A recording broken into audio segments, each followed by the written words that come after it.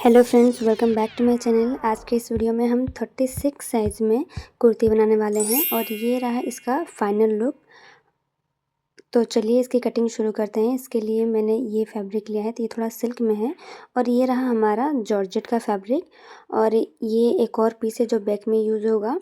तो ये कपड़ा थोड़ा सा सिल्क में है और बहुत बड़ा है, तो इसके लिए सबसे पहले हमें इसे कट करके 2 पीसेस में लेना होगा। तो हिप का 4th पार्ट लेके जो भी मेजरमेंट आ रहा है उसके अकॉर्डिंग थोड़ा एक्स्ट्रा रखते हुए मैं इसे कट कर रही हूँ। तब यहाँ से हमारा फ्रंट पार्ट आराम से निकल जाएगा और आई थिंक बैक पार्ट भी निकल जाएगा। पर मैं इसे 4th फोल्ड नहीं रख रही, 2 फोल्ड में ही रख रही हूँ क्योंकि कपड़ा बहुत ज़्यादा सिल्क है। तो इसके लिए हमें इसका लेंथ वगैरह देख लेना है। और ऊपर से यहाँ पे जो किनारी वाला पार्ट है, इस किनारे वाला पार्ट को हम नहीं यूज़ करेंगे, इसलिए हम इसे यहाँ से स्ट्रेट कर लेंगे। और इसके बाद हम यहाँ गला ले लेंगे। मैं गला ले रही हूँ 3 इंच पे और लंबाई मैं यहाँ पे ऑलमोस्ट 7 से 7.5 इंच जितना ले रही हूँ। आप अपने अकॉर्डिंग ले सकते हैं। तो ये हमारा 7.5 इंच का मार्किंग है। अब यहाँ से मैं ले रही हूँ 2.5 से 3 इंच तक। अब ये हमारा गला बन के यहाँ पे तैयार हो जाएगा। मैं यहाँ राउंड शेप में ले रही हूँ। तो अब चलिए यहाँ पे इसका शोल्डर मैं यहाँ पे ले रही हूँ 7 इंच पे। शोल्डर के बाद आर्म होल लेंगे हम 7 इंच। उसके बाद इन्हें कुछ इस तरह से जोड़ लेंगे।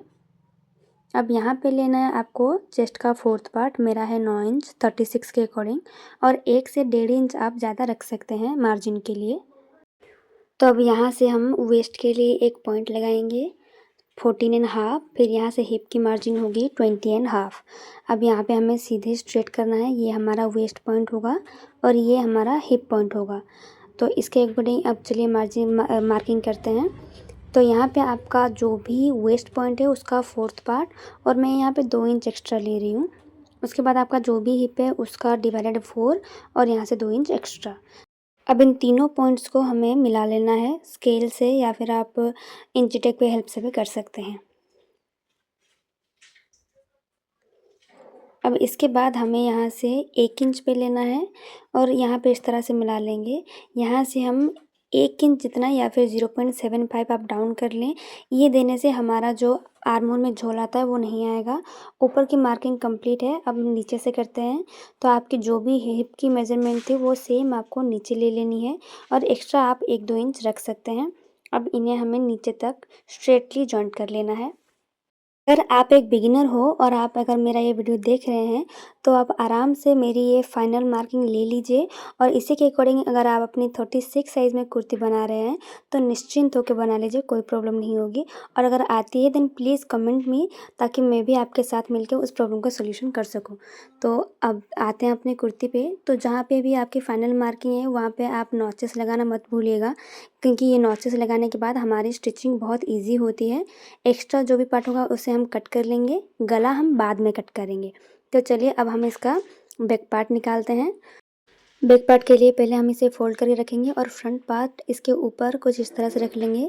मैंने यहाँ पे कुछ पिन्स के हेल्प से यहाँ इसे अटैच किया है क्योंकि कपड़ा बहुत ज़्यादा फिसल रहा था। तो एज इट इज़ मार्किंग कर लेंगे और इसके ऊपर से हमें यहाँ पे कट कर लेना है, और जहाँ पे नॉचेस हो वहाँ पे नॉचेस देना मत भूलिएगा। उसके बाद हमें इसे एज इट इज़ कट कर लेना है। तो यहाँ पे हमारी कटिंग कंप्लीट है। गला यहाँ पे 3 इंच, यहाँ लेंथ मैं इसके ले रही हूँ 5 इंच पे, और विड्थ भी इसकी 3 इंच पे ही है। एक राउंड शेप बना लेंगे। यहाँ पे हमने अपने दोनों पार्ट्स की कटिंग हो गई है। तो अब चलिए हमें स्लीव्स की कटिंग करनी है। तो स्लीव्स के लिए हम पहले इसका जो भी आर्म होल है उसे मार्क कर लेंगे इस तरह से, और इसे नोट कर लेंगे। ये अभी स्लीव्स कटिंग करते समय हमें काम आएगी। तो चलिए हमें अपना दूसरा पीस लेना है और स्लीव्स की कटिंग करना शुरू करते हैं। तो यहाँ पे आपको जो भी स्लीव का लेंथ चाहिए उसके अकॉर्डिंग रख लीजिए। 1 इंच बढ़ा के लीजिएगा। जैसे मुझे 9 चाहिए था तो मैं यहाँ पे 10 ले रही हूँ, ठीक है। अब ये रहा हमारा विड्थ। मैंने कहा था ना आपसे लिख के रख लीजिए, 10 से 11 इंच आ रहा था। तो यही जो आप देख रहे हैं मैंने फ़ोल्ड किया हुआ है कपड़ा, तो उसी के अकॉर्डिंग ही फ़ोल्ड किया है। तो यहाँ से अब हमें यहाँ पे नीचे करना है इसे 3 इंच। अब यहाँ पे हमें पीछे जाना है करीब करीब 2 इंच जितना, क्योंकि हमारी कुर्ती में भी तो मार्जिन उतनी ही है ना। तो अब इसे हम कुछ इस तरह से ट्रायंगल शेप में एक मार्जिन इस तरह से करेंगे। देखिए मार्किंग हो गई हमारी। अब यहाँ से हमें शेप देना है। तो नॉर्मल से आप इस तरह से शेप दे सकते हैं।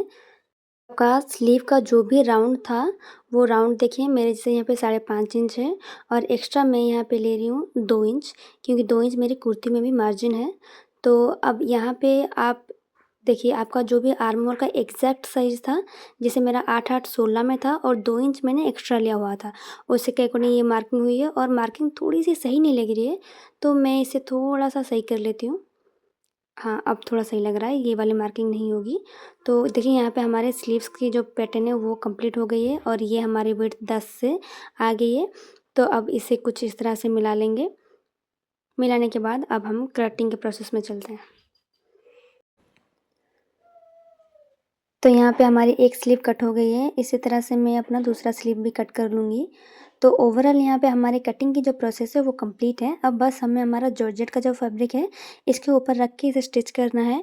तो इसे स्टिच कैसे करना है इसका वीडियो मैं दूसरे पार्ट में लेके आऊँगी, वरना वीडियो बहुत ज़्यादा लंबी हो जाएगी। तो इसी तरह के वीडियोज़ के लिए मेरे चैनल को like, share and subscribe to my channel.